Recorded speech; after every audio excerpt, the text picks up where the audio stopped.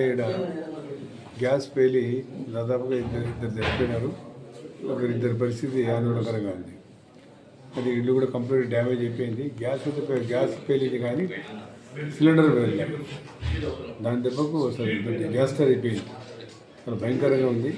కాబట్టి వారికి ఆర్థిక సాయం ప్రభుత్వం ఇద్దామనేది ఆలోచన చేసి కలెక్టర్ గారితో మాట్లాడా.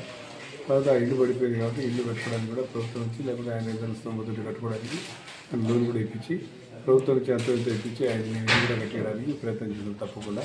ఎందుకంటే అనుకోకుండా గ్యాస్ పోయింది. వాళ్ళు ఎప్పుడూ గ్యాస్ లీకేజ్ చూసుకోకపోవడం వల్ల వాళ్ళు ఉదయం లేచి కిచెన్లో ఎంటర్ అయ్యేటప్పటికే లైట్ వేసేటప్పటికే పేలిపోయింది. బాగా బ్రహ్మాండంగా ఊరంతా పెద్ద సౌండ్ వచ్చేసింది.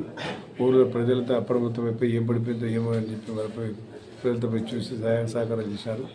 అందులో కాలిపోయిన వారికి ఎవరైతే ఉన్నారో వాళ్ళకి అందరినీ కరుణ పంపించారు. ఆ రోజు మరి కలెక్టర్ గారు, ఎంఆర్ఓ గారు, ఆర్డీఓ గారు అందరూ చూసినారు.